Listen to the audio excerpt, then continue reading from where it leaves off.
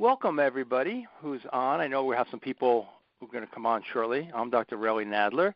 I'm going to be your instructor here today, and we're going to talk about failed focus, causes, consequences, and strategies, and how to help you soar and don't stress. So this acronym of SOAR we'll get into today, and we're going to start off talking about failed focus, what are some of the reasons that we all have some of this failed focus, what are some of the consequences, and some of the strategies. Some of the strategies are going to look at some of the aspects of emotional intelligence. We're going to look at mindfulness. So it should be quite interesting for you, some really good content that I'm looking forward to presenting. And what we'd like you to do now for a moment, just to see who we have on the line here, is in the chat box to be able to type in just your name and where you're from.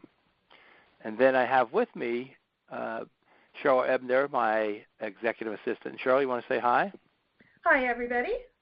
And maybe, Cheryl, any of the logistics just about if their chat box, or we are going to try to make this as interactive as we can, at least asking questions, having you respond. And so, Cheryl, anything about the chat box or later when we have questions and answers?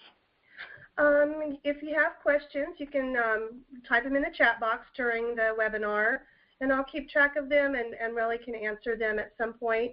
Also, we're going to do a question and answer at the end, and there's a little box. If you have your chat box open, you'll see the little box under the microphone on the left, and that is a keypad that you can use, and you can put in *6 at that point and hit 1, and you can be in the queue to answer questions or ask questions. Great. Well, thanks, Cheryl. So we'll probably go for maybe close to about 40 minutes or so, and then we do want to have a question and answer time for you. And so, Cheryl, do we have folks that have been able to sign into the chat box now? Get an idea of who are some of the people we have? We've got Judith Light from Colorado Springs. We've got Debbie Keener from New York. We've got Patrizia from Milan, Italy. Oh, good. And that's all that have checked in with us. So far. Okay. Colleen from California. Great. Well, I know there's a lot of other people. We had a big turnout. Over 100 folks who have signed up for this. Some are going to be having the recording. So if you're one of those and you're not on live, you're going to get the recording of this. So let's move forward with failed focus.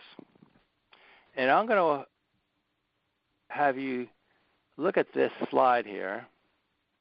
If my computer can catch up with me for a moment. All right, so as you look at this, this is my name, and I just want to see if anything pops up when you notice this. I'm going to give you a little bit of background about myself, then we're going to get into some of the causes of failed focus. So if you notice anything, and I'm asking you about your focus, what do you notice about this name? I'll put it up here a couple times.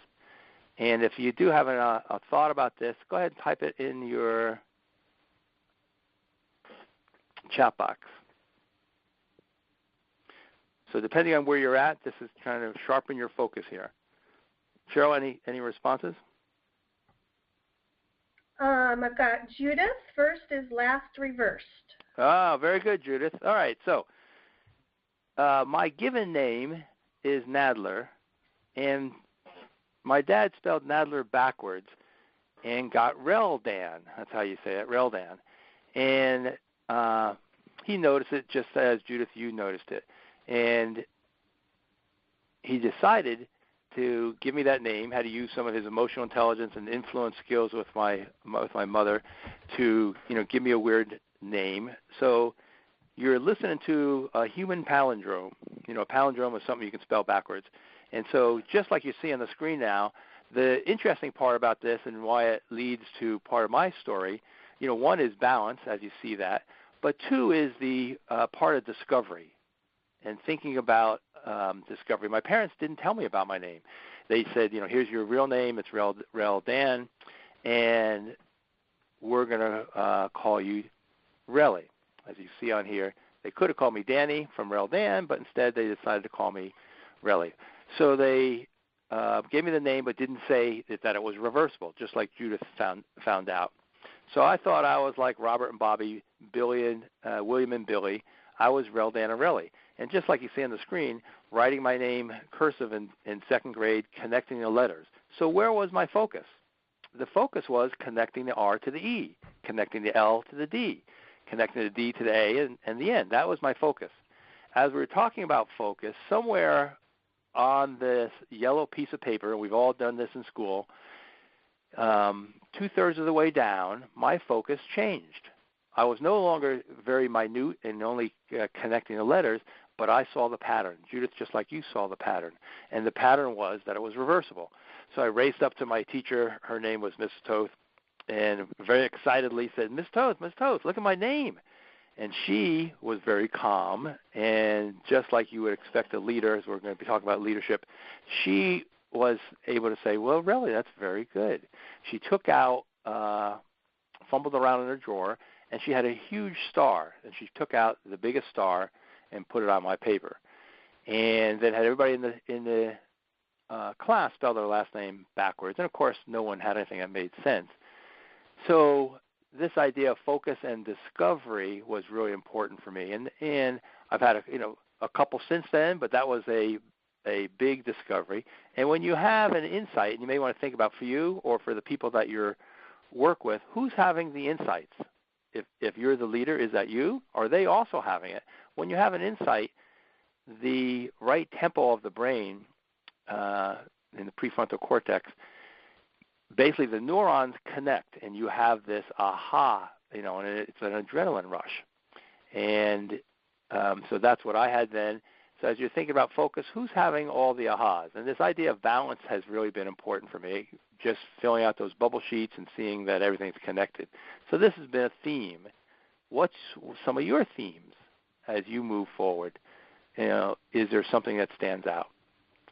And this idea of balance, I ended up getting a master's in a program called Confluent Education. Confluence is where two things come together, and there it was thinking and feeling. Really, it was pre-emotional intelligence. So this was, early on before we even had the terms of emotional intelligence. And that balance, when am I talking? When am I listening? When am I directing? When am I empowering? When am I encouraging? And when am I giving constructive feedback? There is this balance to this, and this is really this aspect of emotional intelligence that is part of what we're going to talk about to help your failed focus.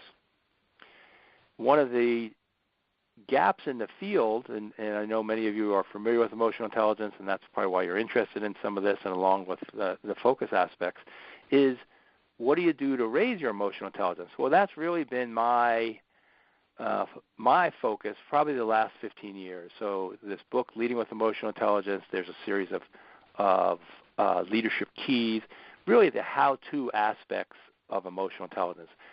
Daniel Goleman, who popularized the subject, one of the questions he gets almost all the time, the first question is, it's great, I got it. What should I do about it? Well, this is the what to do about it, and some of the key things. This Leadership Keys app on the phone is free, so you're welcome to download that. It has a series of videos. So that's been my focus. How do I bring this more practical to you and to the organizations I work with? So I'm a licensed psychologist. I'm also a master certified coach. I work with a series of companies anywhere from Naval Special Warfare, DreamWorks Animation, Vanguard Health, a lot of agricultural companies, financial companies, really around bringing emotional intelligence to them. And the formula that we use is this formula that you see here. Empathy times insight times clarity. Those are multipliers, and they allow someone to be a star, just like Ms. Toth put a star on my paper. Star, in what we're talking about today, is someone in the top 10%. They're exceptional. They exceed expectations. They're highly effective. And the theme around focus is, if you stay on automatic, you're going to stay average. What are the few micro initiatives, and a lot we're going to talk about today, that can have a macro impact? If you stay in automatic, you stay average. And so the goal is, what do you need to do? What do your people need to do to be exceptional? And the formula is the more you know about yourself, insight, times what you know about others, empathy, and it really is around clarity and these small micro initiatives. And I have this picture up here in regards to, we've all been in a traffic scene like this. We know this, insight, empathy. You're driving your car, and you notice way down ahead of you, this car still has their blinker on, or they're swerving. You quickly assess that and adjust. You go into the next lane. A lot of this emotional intelligence is about assessing, adjusting. Your phone goes off, internal awareness. It's in your car, it's buzzing. And you fight your urge. You manage your urge to not look at that, because if you look down and all of a sudden you look up and everybody's stopped, that's a crash. So that's this idea that of insight, empathy, kind of internal awareness, external awareness, and adding clarity to that. So let me ask you, and you can maybe type this in, and Cheryl, I'll ask with you. From my experience, almost every leader I've worked with has underestimated their influence on others. They've underestimated how much influence they have on others. So just type in if you agree, or you could say yes, if you've seen that people underestimate their influence. And then we're going to talk about why and how that affects people's focus. So Cheryl, do we have any answers coming in? Yeah, we've got 6 yeses. Okay. So people who have signed in, so people do agree. And typically when I talk to organizations, most of us have underestimated our influence. There's a few people, like in the corporate world we know about, like the late Steve Jobs. He probably didn't underestimate his influence. He probably overestimated. But that also is maybe why he was, so effective in many of the endeavors he had. So you do agree, and the consequences are of this failed focus. How do I use my influence? The leader underperforms, the teams underperform. So this is critical because we want to be in a place where we can help people perform better. And if someone's out of focus, as you see these pictures of being out of focus, and we look at some of the causes and consequences of that, how often are you walking around out of focus? How often are the people walking around that you work with? They're just not as clear about what they want. They're not as clear about what you want. And one of the reasons this is all of us are on automatic. Think about this for a minute. How much are we on automatic? Meaning that our habits run us. It's always running like the stream is running. It doesn't stop, and we're on automatic. Well, we're on automatic as much as 95% of the time. Our habits are what's running us. It's not the focus in being intentional. And so a lot of this failed focus is trying to get people off automatic. Even if it's just that 95% went down to 90, went down to 85. That's the critical edge. Can you be intentional about what you want in regards to yourself and with others? And so one way to go about it is to get into this gap. Some of you have definitely seen this stimulus response. Well, most of us, if we're on automatic, don't have a gap. And if you want to be exceptional, part of it is increasing your EQ, emotional quotient, often called either EQ or EI, emotional intelligence, and that can help you with your IQ. I'm going to give some examples where often your IQ, how smart you are, is affected by your emotions, and that's why this emotional intelligence is so important. So what do you do in the gap? Well, one is to create a gap. How many of us don't even have a gap? So we're going to talk about some ways to create a gap, and then what are some of the things that you do when you're in the gap? Well, one is to ask better questions. Most of us are in this fast-paced world, constantly trying to move on to the next thing, and so we're probably not asking questions, we're giving answers. Are those right answers? Are they well thought out answers? Often not. This idea of mindfulness and bringing this present moment into things, self-management, what do you know about yourself, others management, and relationship management. So if we look at some of the causes of our failed focus. One is stress. So just pause for a moment and think about what's the most stressful thing for you. Could be all the unfinished things we have, emails and projects. Could be the work-life balance. What is it for you? Here's some of the major causes, and even this slide's a little out of focus, but you can kind of see workload is huge and people issues. Depending on your position as a manager, sometimes I think the people issues may even be bigger than the workload. And then dealing with personal work-life balance. Those are all key issues, that can be distractions. The other stress can be interruptions. So let me ask you this quick question. You can type this in. This is from some interesting research which I'll share. How often do you think we are interrupted? So maybe type in your answer. How often? Either in minutes or hours. How often do you think we're interrupted? So type in your answer, then Cheryl, maybe we can just hear a couple of them. And maybe just use their first names if you have it. How often do you think we're interrupted? I've got Dale every 50 minutes, Carla every few minutes, Ellen Young 200 times a day. Ellen said 200 times. Okay, that's pretty good. P. Sengali too often, Michael every 15 minutes, okay. Judy 10 times a day, Alan email. All right. Brad every 10 minutes. Okay, good. Well, I'm going to give you this information on this in just a second. How often of these interruptions do you think is caused by others and is caused by yourself? And you think about this, so the interruptions, if we look at the next slide, is how often? Some of the research by Gloria Mark here, every 3 minutes we are interrupted. So think about what that does to our focus. And here's what's surprising to me. 44% of the time from some of her research, it's ourselves. We interrupt ourselves. I'm sure you're guilty of this as I am. I'm finishing an email, and I have maybe about another sentence or two. I'm writing something, and all of a sudden, out of nowhere, pops up this question, hey, I wonder if I have a voicemail. I interrupt myself. I stop.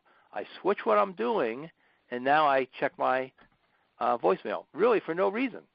And when we do this, what's the consequence of some of this is some of the research shown that every time we get interrupted, we do get back to it most of the time. Sometimes we don't, but it takes 23 minutes. And what we end up doing is typically finishing one of the tasks that we're interrupted with. So we allow the interruption to take priority. So kind of think about your prioritization and your focus. The interruption now has your priority, has your focus over what you need to do, and it takes another 23 minutes to get back to what you're doing. So what's the consequence of that? More stress, more frustration. In some of the research she did, what does this cause? And this number is huge, 588 billion. Really deals with stress, deals with work injuries, a lot of things. And I think this is a U.S. number, but you can see just how huge this is. So what do we know about your attention? What do we know about your focus? If you haven't seen either of these two books, these are great. Daniel Kahneman, Thinking Fast, Thinking Slow. He won a Nobel Peace Prize for economics. Daniel Goleman, I have this internet radio show where I interview folks. I've interviewed him a couple times, and one is just about this new book around focus. And so it really has gotten very popular, even in the mindfulness literature, is about focus. And if we look at this focus, and these two things are going to be the next piece that we're talking about, some of the causes of our focus issues. Thinking takes too much effort. So I just saw this. I hadn't seen this before from Martin Luther King. Nothing pains some people more than having to think. And Daniel Kahneman said what he called these affect heuristics. Think about your decisions. Judgments and decisions are guided directly by feelings of liking or disliking. And it's this piece, little deliberation or reasoning. So we're really not thinking that much. It's effortful, and I'll talk in a moment about why it's so effortful and the consequence of that. And Daniel Goleman popularized when we're flooded with emotions, it affects our thinking. And what you see here is when your amygdala, which is the part of the brain that's in the back of the brain. We have two sides of it in the very back, very primitive. Any emotions you're having typically means blood and oxygen are going to the amygdala part. It's that fight, flight, fear, or faint. So now we got 4 Fs. Fight, flight, fear, faint happens when the amygdala gets activated. But guess what? When the amygdala has blood and oxygen, the part of the brain that has executive functioning, the prefrontal cortex, has less blood and oxygen. And so we get hijacked. The amygdala has privileged position, and it basically takes over your smarts. Or when you have this going, you're losing IQ points. So we talked about stress. If you don't have some of this emotional intelligence to monitor that, your IQ goes down. And depending on the person, now everybody's different. Someone could lose 2 or 3 points, IQ points. Someone could lose 15 IQ points. Someone could be down 15 IQ points for 2 or 3 hours. Somebody else has resilience, and they shake it off, and in about another 15, 20 minutes, when the cortisol settles down, they could be back to where they were. Everybody's different. But when I talk about IQ points, no executives want to hear this, that they're losing IQ points. No leaders want to hear this. And so a lot of this has to do with your emotional intelligence. So if you look at this, and this is some of the research, another person I interviewed was Matthew Lieberman, who's at UCLA, and he's a neuroscientist. Your self-control, which is in your prefrontal cortex, is limited. It doesn't, it gets used up really quick. And so the analogy is, if every time you're controlling your frustration, your irritation, a coworker, things at home, your deadlines, and you go,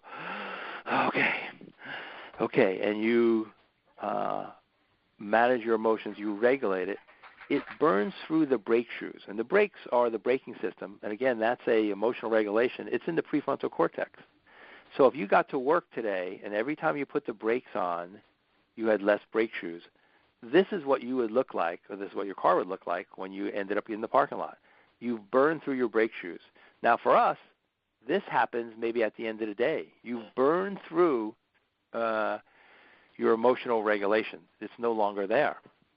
And so some of the things that we're going to talk about, some of the mindfulness, is important to bring this back because you only have so much capacity. And we talked about being on automatic. Well, the unconscious mind is so fast, and that's this fast thinking, and we're going to differentiate slow thinking. This is a term that Daniel Kahneman came up with, fast and slow. Pretty nice because it's simple. But the fast thinking, which we're on all the time, that's the automatic. That's that river flowing downstream, constant. 20,000 stimuli a second, is as much as operating at 1,200 miles per hour, like a jet. Where the slow thinking, which I'm advocating for us to get more focus, is to slow down and truly think. I mentioned earlier how we don't want to think that much. But this is where if you get this balance, you'll get a little bit more quality of the decisions. So fast thinking is involuntary, it's impulsive, it's intuitive, it's all the habits, it's kind of these mindsets we have.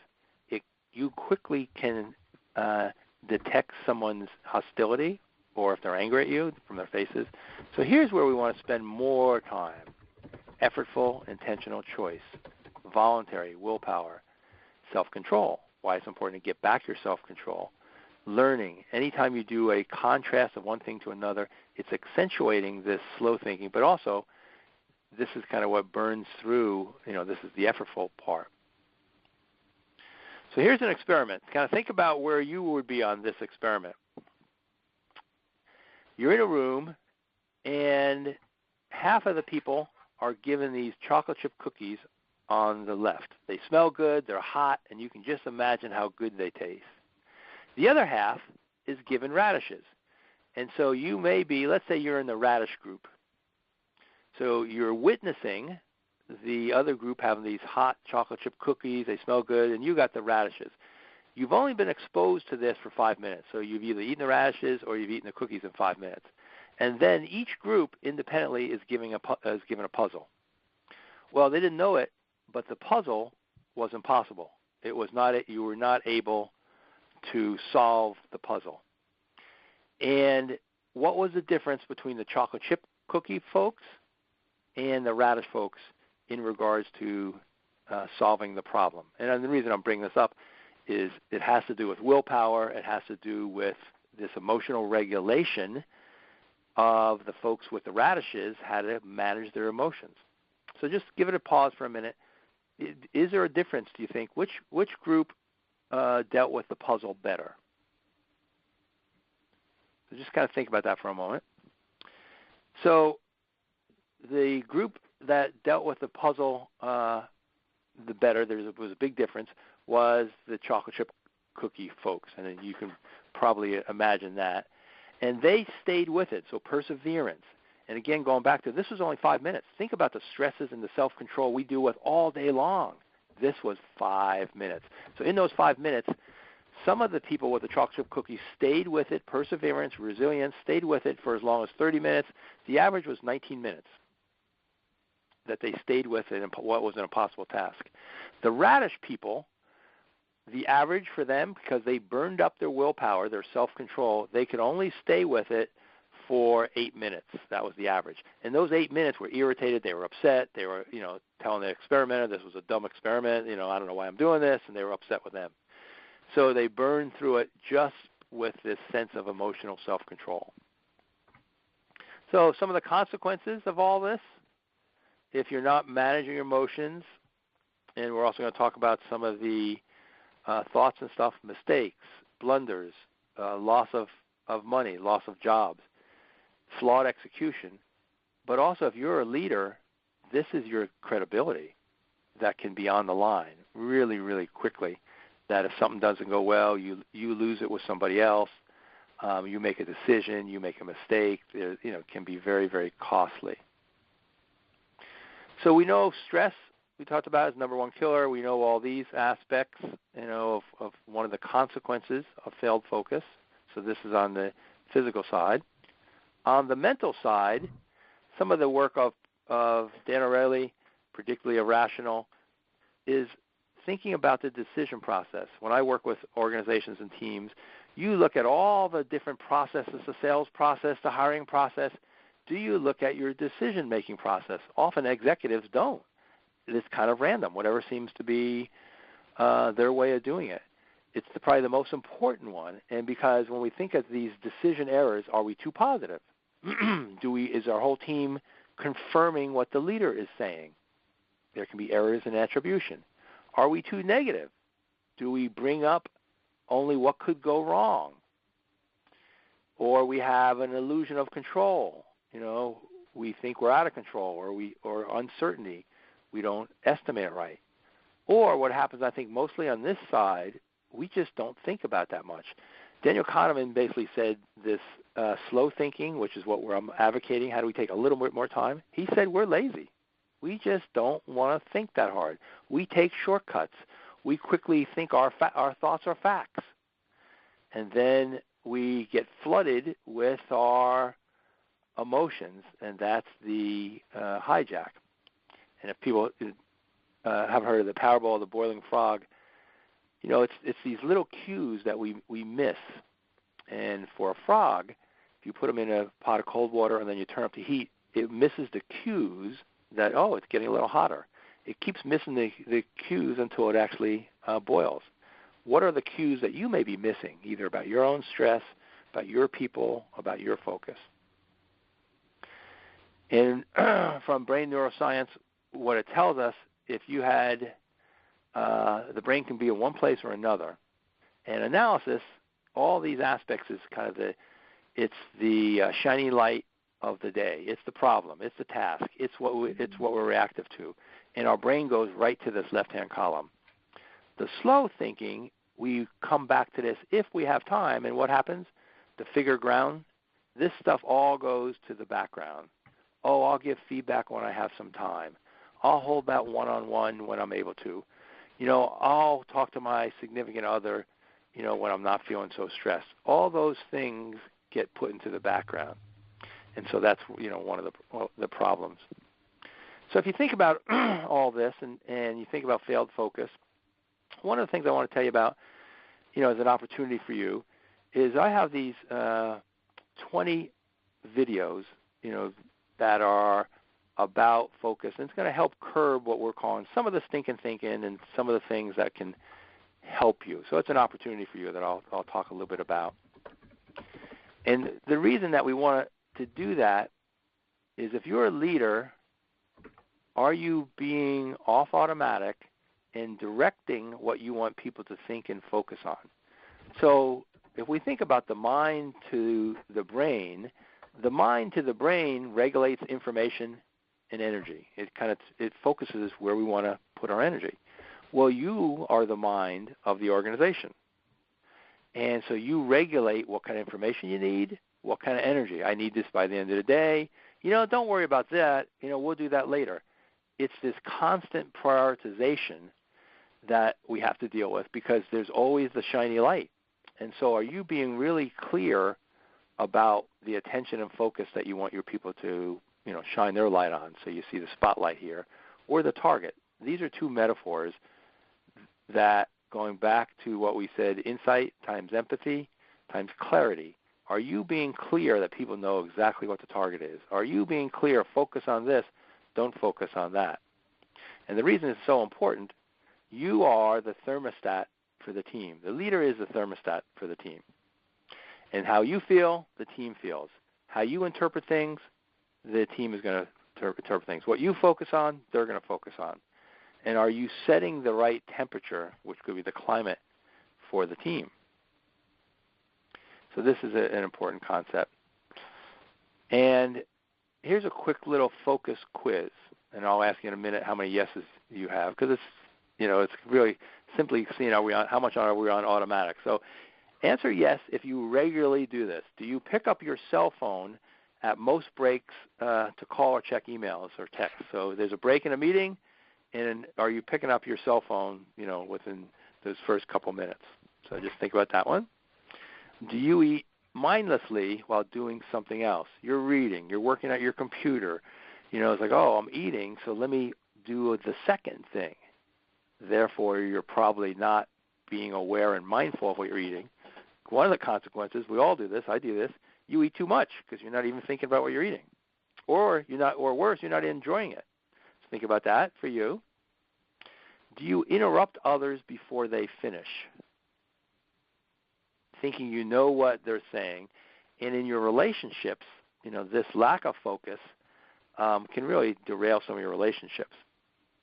And do you miss opportunities to praise others because you're focusing on the problem, you're focusing on the task, and what you're not focusing on is that person and what they're doing well and what you could talk to them about. And another key one around focus is, do you work through your lunch and breaks? Either don't take a break or you grab something really quick and you're right back in front of the computer. So there's 5 things. Just type in how many yeses did you have. And again, maybe we won't even give the names, Cheryl, on this, but just to kind of get an idea, because we're all guilty of this. So how many of those 5 would you say, yes, I do that? Just type in your number. One person said 2, one person said 3, 4, 2, 5, yes on most. Okay. So we're all guilty of this, and so am I. Just this idea of kind of staying in the moment really is what this 20-day program is going to be about. That it's going to allow you to look at the fuel, and I'll tell you in a second what this SOAR, many of you said SOAR, don't stress, so we'll talk about some of this idea to help give you energy around this SOAR acronym, and that's where we get fuel. And then this aspect of these EQ competencies, which are kind of the drivers or the train to help you raise the bar and get to where you want. So what I'm going to highlight is this is a free opportunity for you. It's a trial of this 20-day program, and you get a chance to look at our website and have an opportunity to look around and partake in some of these aspects that I'm going to walk you through now, and see if this is something that's going to help for you, it'll be a fit for you. So you get this kind of free trial to check things out, and I'll talk more about that. There's a slide about it. John Kabat-Zinn started this focus around awareness in the 70s. And what is an awareness? And it's one of the EA competencies. Awareness, the awareness that arises by paying attention on purpose in the present moment and non-judgmentally. So I think that almost that last part is really important, because without us knowing it, again, that part of the brain quickly is solving problems and seeing problems that may not even be there, and we can be judgmental. It's quickly, that's that fast thinking. But can you stay in the slow thinking and just watch? So some of the aspects of SOARR, and this would be some daily activities to bring back your focus, bring back your mindfulness, and I'll walk through these. One is to savor, and I'll talk about that, to really take in and be in the moment. Savor what you're eating. Savor the relationship. Savor being outside. The O is observe your thoughts, and we'll talk about that instead of being married to them. The A is act with compassion for yourself and others. And then the R squared, or 2 R's, are risk-taking and recharging. So are you doing that? And this idea of savoring, slow down and take in the moment. So you kind of see these pictures here. Can you unplug? This would be a challenge for you. And I'm going to try to also do the same thing. And in the 20-day challenge, a lot of this is to give you guidance and how can you do this. So one challenge would be the next time you're at a restaurant with your friends, family, and someone gets up to go to the restroom, can you just be present and not jump on your phone? I mean, all of us, oh, okay, I got a moment. Did I get an email? Should I get a text? Be in the moment.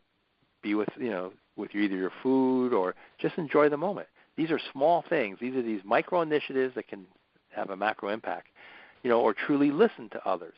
So it's the being versus the doing. We're so sucked into the doing. One of the things of kind of savoring and being mindful is a shuttle exercise. And I'm just going to give you a quick example because it kind of brings you into the moment. There's an internal awareness and an external awareness. So I'll do it right now. So internal awareness, I'm aware of my breath. I just put my hand on my stomach. External awareness, I'm aware of my office. I have a picture of my family. I see my mom's picture here.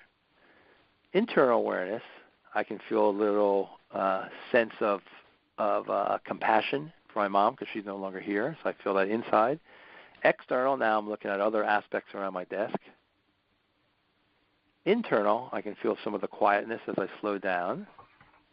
And then external, I'm looking back at my screen. So I just did 3 internal, 3 external, but it brings you into the moment. So this is one of the flexibility skills, and it can allow you to say, okay, what am I doing now? Where am I? That would be a simple, exercise to do. Observing your thoughts. Are you a thought shopper, or are you a compulsive buyer? So one of the analogies I like to use, and this is kind of more recent, your thoughts are kind of like this buffet table, and all the food is laid out. Well, those are all your thoughts. You're not going to each one and grabbing it and throwing it in your mouth, but for some reason we think because I thought it, therefore it's true. And because I thought it, my thoughts are facts. Everything I think, I got to take. And the idea is to step back and almost select, like you would select this food, you would select the appropriate thoughts. Is this good for me? Is this constructive? Is this rational? Is this going to get me what I want? What's the end in mind?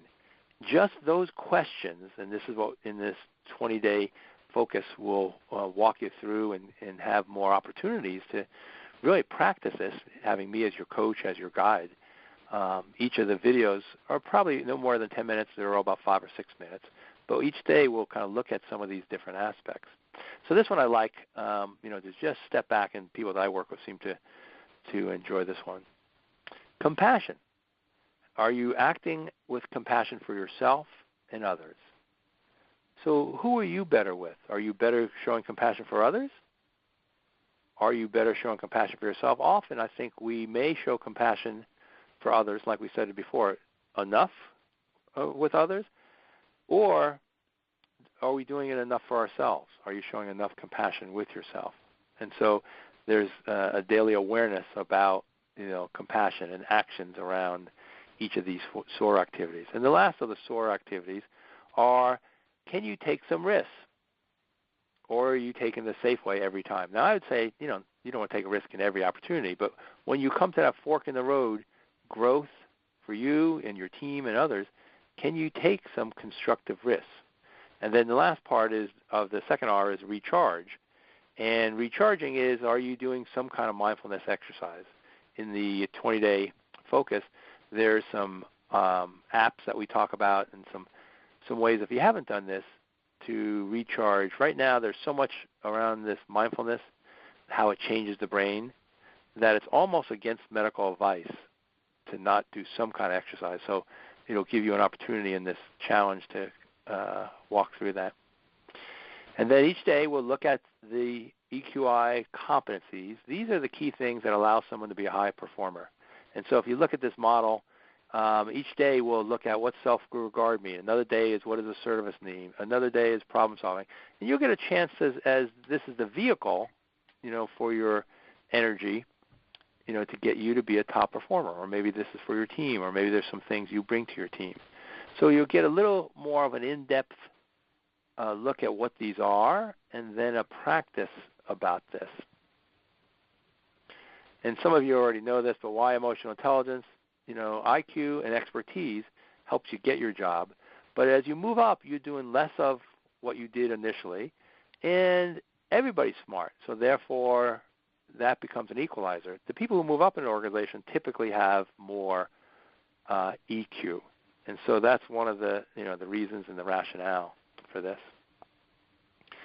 So here's just an idea of some of the tools that we'll go through. I highlighted a couple of them, but it'll kind of give you an idea what some of these acronyms are. And this is hopefully you'll see this as a 20-day kind of jump start. If you have any kind of goals and things that you want to focus on, you're going to get a jump start. You're going to have me as your coach to move forward with this. These are some of the things that we'll look at. There's a formula for how do you deal with your feelings, and you'll get an idea of what this wah-wah and weight is. Are you using your successes in excess? These are some of the things that we'll look about. So in this trial period, the bonus is this 20-day video program. And what I'm looking at is having, a lot of people have wanted more information about emotional intelligence and having this membership site where, for a small amount, you can each month be getting some of these key things. So I mentioned I have a internet radio show where there's a MP3 of the month. We interview Daniel Goleman and Jim Kouzes. We're going to interview on Monday. These are leadership gurus. So not only will you have those coming available to you, but in the website, there's a lot of information on the website that you can use for yourself and others. And then every month, I will select one of these audio PDFs. If you haven't seen this, it's a audio, like a transcript of this interview with some of these key folks, like you see Goldsmith, Marshall Goldsmith, Daniel Goleman, Ken Blanchard, Jim Kouzes, I mentioned, Martin Seligman. And so we pick their brain, myself, my co-host, Dr. Kathy Greenberg. You'll get a transcript of that along with the audio. So you could read along the transcript, but you also get the audio that's embedded. It's kind of a cool thing. So once a month you'll get one of those. On the website there is these profiles. 2 things from my book, Leading with Emotional Intelligence. You actually get the first 2 chapters too, are these 2 self-assessments. So you may want to see where am I, where is somebody else. And then what I'm really excited about is once a month we're going to have this EI Hangout on Google+, where actually I'll be on the line and we'll have video where we'll give some updates and you can come in, ask us some questions, and we'll look at some of these SOAR best practices. And the last part of this is if you're interested in this and you sign up, I'm going to be also doing a monthly webinar around an EI topic. Well, you're going to get the first one for free. So here's this bit.ly. And so here's kind of a summary of stuff, and then we'll give you some information and answer questions. So here's all the aspects. If you think this is going to work for you, I'd love to have you be a part of this and being able to kind of share in this. It's a limited offer, only until March 14th. That is, as a charter member, it's $27 a month. it's basically the price of a book. So one of those audio PDFs, but you're really getting all the other, aspects. It comes out to about $200 of value of a month. But that's going to go up, in a couple of weeks, so in March 14th. But so I'd love to have you as a charter member. If you sign up, by Friday, there's an article that I wrote, Handling the Hijack. And so that's just a bonus, kind of an impetus for you to go for it. So hopefully this was helpful for you. And let me see if we have some questions. Right now we're just over the 40-minute mark or so. So what questions may you have? Either about the content is fine or anything about this membership. I'd love to be able to answer some of your questions. So Cheryl, do we have anything coming in? I don't have anything yet. Okay. If anyone would like to talk, ask Relly some questions, you can hit *6, and then it'll ask you to hit 1 if you'd like to ask a question, and you'll be in the queue. Or you can type it in your chat box. So as we're doing that, I'm going to give you, maybe a last little giveaway, just from, like I said, I'm very kind of tool-based. And what this one is this idea of power. POWRR almost spells like the word. But when you're with your people, and if you are a leader or on a team, what does it stand for? Are you pointing out, as a POW, point out what is right and repeated? So how do you take your leadership into make it into a process and point out what they're doing well, and then point out what you'd like to see them do even better, or make it into a process. Often they do so many things, and they don't know what to repeat. So it's a good acronym to kind of keep in mind. Point out what's right and repeat it. How do you turn a success into a process? All right. Anything else? Cheryl, have we got any other questions from folks? Yes, there was one from Greg. He says, really help me understand the emotional control I would exert if I were in front of the radishes. Oh, help you understand that. Oh, if you were in front of the radishes? Well, part of that would be, and again, this is, Greg, this is that part of your brain. It's the same part of the brain that's got your cognitive executive functioning. It's got emotional regulation. So you're probably salivating. And I'm starting to salivate as I think about this now with the cookies. You're salivating, and then, so one is kind of physical. You have to control that. And then mental, probably some of the mental things you're saying is, wait, this is not fair. How come they got that? Well, how come I didn't get that? You have all this going on, which you're trying to monitor and self-control. So one is the internal talk and maybe frustration around fairness, and the other is kind of any of the physiological aspects that are going on, to manage that. Radishes are not the most appealing thing, and I'd rather have one of those chocolate chip cookies. So that's kind of that aspect. Thanks, Greg, for the question. Greg also says, I see, are there others eating the cookies? Yes. You're in the exact same room. Yeah. So if that wasn't clear, half the room has got chocolate chip cookies, half the room's got radishes. So you're observing them, and that's why you have to manage your self-control.